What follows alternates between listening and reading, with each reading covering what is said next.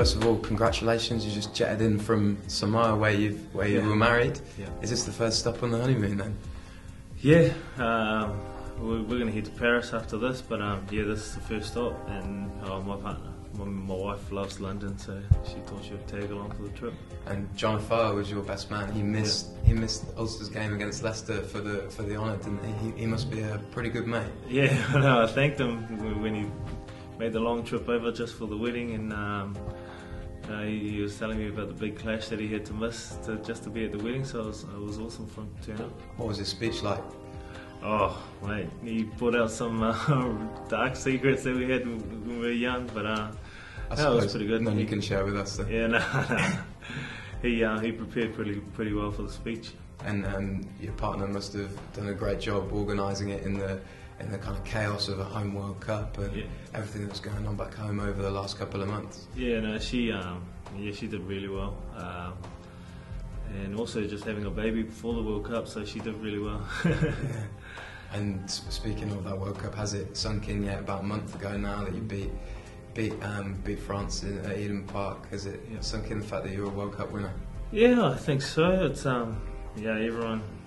Yeah, the last month everyone's been saying to me that I'm a world champion, and I think I don't think it's totally settled in, but I've come to terms with it, and I think I'm at the stage where I think I need to start working on next year and start building blocks for the season ahead. Is it more special given the fact that New Zealand have always had this tag that they've never quite got over the line in that competition? And I mean, am I right? You were 4 years old when they last won it. Yeah. And so is that a monkey off your back now? Oh yeah, it was huge. Not only for the players that played, but all the players that had those unsuccessful attempts at trying to win it. I remember being watching that '95 World Cup and the '99 World Cup in disbelief, not being able to win it. But then there was 2003 and 2007, and I think all those guys throughout those years who weren't successful, I think it was a relief that we could do it for them as well. Have you spoken to any of them? I bet they were amongst the first to pat you on the back and say kind of thank you and well done. Not really. I don't think I've. I think Justin Marshall will be one of those because he's part of the commentary team. He was on the field and he said thank you for winning it. But I don't think I haven't come across many players. It's just more of the general public in New Zealand that have come up and said thank you for winning. You talk about the general public. I mean, having had the year that New Zealand's had with the Christchurch earthquakes and the mining disasters, there's real kind of emotional significance to the win as well. Is that something you were conscious of as a squad? Yeah, we definitely used Pike River with the mine tragedy and also Christchurch as a motivating factor for us to do well. But I don't know, just during that World Cup we saw a different New Zealand. Just everyone got closer and got them behind the team. And the families in Christchurch who lost their homes and even lost loved ones who sent in letters of support for us, and we did it for all of New Zealand, and especially those people that lost loved ones in those tragedies. Have you been back there? Have you done a parade there with the trophy? Yeah, we paraded in Christchurch, but before our pool game against France, we went and stayed I think a couple of days in Christchurch and just saw the locals, had a training session there. So that was really nice, I thought. Yeah, and now at the weekend you're playing for the Barbarians. Is that a childhood dream? And do you have memories of that growing up, watching that famous side?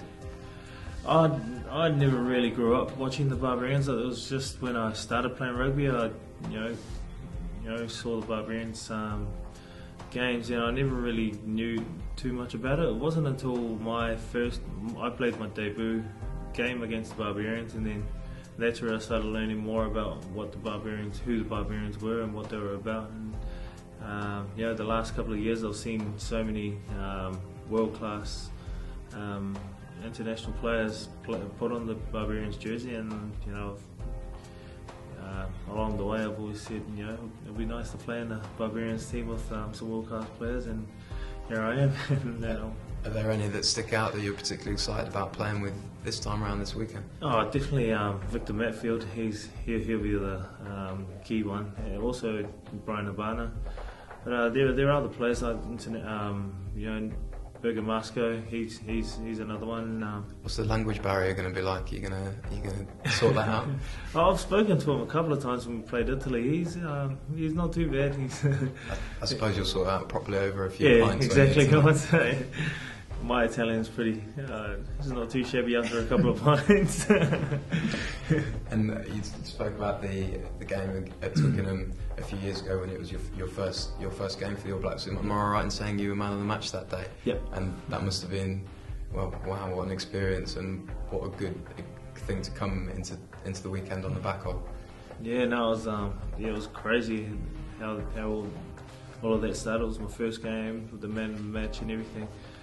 But no, ever since then, Twickenham's always been a happy place for me to come and play. I've always loved playing there, the atmosphere and everything. But I've never played in a Twickenham and Barbarians games in a Barbarians jersey, so it's going to be something new for me this weekend. And looking forward to it.